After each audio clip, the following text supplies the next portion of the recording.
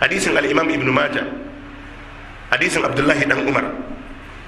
Annabi sallallahu alaihi wa alihi wa sallam wata nan yana magana da sahabbansa, yace ya ma'asharal muhajirin, ya ku jama'ar muhajirai, hamsun idza butulitum bihinna, yace akwai waɗansu abubuwa guda biyar idan aka jarrabce ku da waɗannan ababa biyar, annabi sai ce wa a'udhu billahi an tudrikuhunna, yace ina neman tsari a gun Allah kar ku riski waɗannan ababa guda biyar.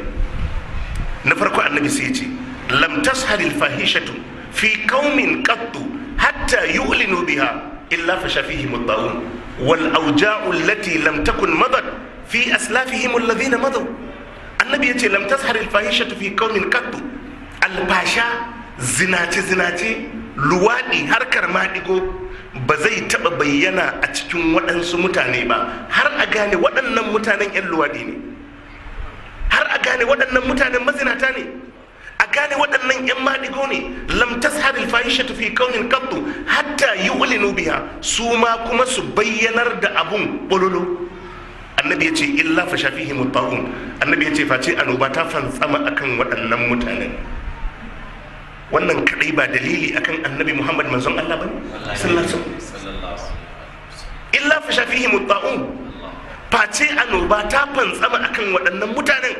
Wal auja'u allati lam takun madad, da kuma cututtukan da ba a yi su a baya ba, fi aslafihim alladhina madaw, cikin iyayensu da kakanni waɗanda suka shuɗe.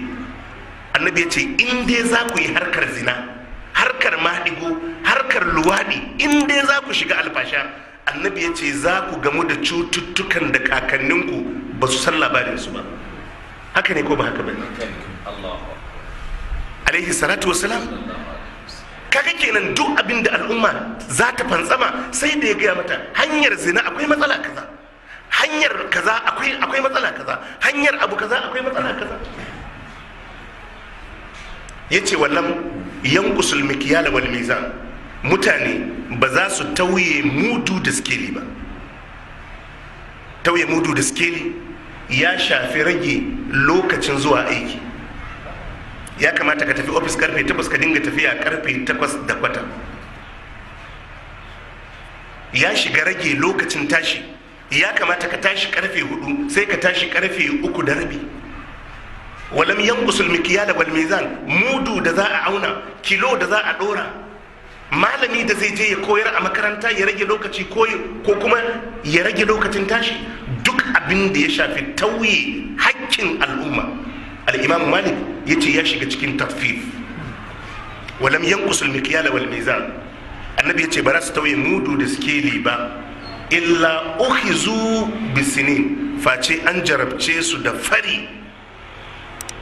Ukhizu bisinin, ruwa ya dauki abinci bai yi ba, annoba, a samu annobar fari, a samu annoba ta lalacewan amfani, a samu yanayi na rashin ruwa.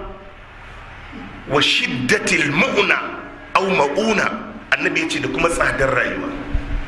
Abinda naira 100 zai saya sai an sa 200 bai sayi wannan abin ba.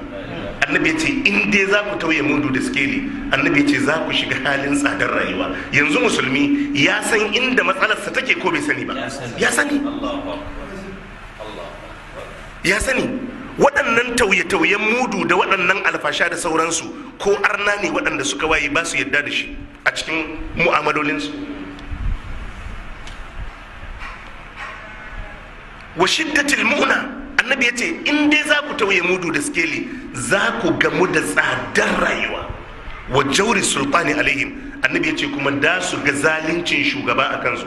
Haka kawai za a dinga haɗa su da azzalumin shugabanni waɗanda ba su da tausayi a kansu. Me ya ja musu? Annabi ya ce tauye mudu da skeli.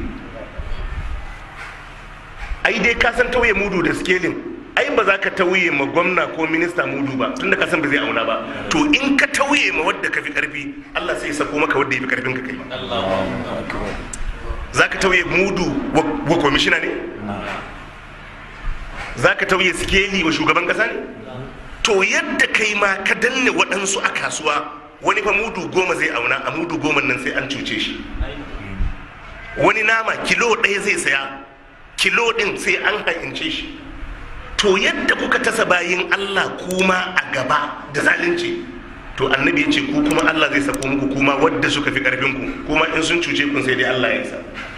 وكذلك نولي بعض الظالمين بعضا بما كانوا يكسبون. وكذلك نولي بعض الظالمين بعضا. الله يتي haka nan muke jibantar da fashin azzalumai akan azzalumai. Duk zaluncinka da gogewanka a zalunci, in yau ka fara tafiya a zalunci to wani ya kwana a hanya. Duk tsiyanka kafin ka fara wani ya yi kwana 3 yana yin wannan abu. Haka ne, duk rashin arzikinka, duk rashin imaninka, duk rashin arzikinka, in yau ka fara to wani wallahi tun shekaran da ya wuce shi ya fara.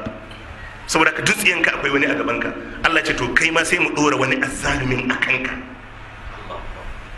Saboda ka duk waɗannan fitintunu, waɗannan matsaloli, mu ne matsalolin kanmu da kanmu, mu ne kuma da mu gyara. Mun sha karanta kisar banu Isra'il da abin da ya same su, da yadda suka tuba suka gyara, da kuma yadda suka samu sauki. Shi ba fa laifi ba, ba fa laifi ba abun Allah, ba fa laifi ba, a yi laifin ba kwa wa'azi da faɗa kar a yi, Allah ba zai bar ku ba. Ba fa ku yi laifin ba, kawai ga waɗansu suna yi, ku ja bakin ku yi shiru, wallahi Allah ba zai bar ku ba. Balle kuma a ce kun tsunduma cikin wannan abu.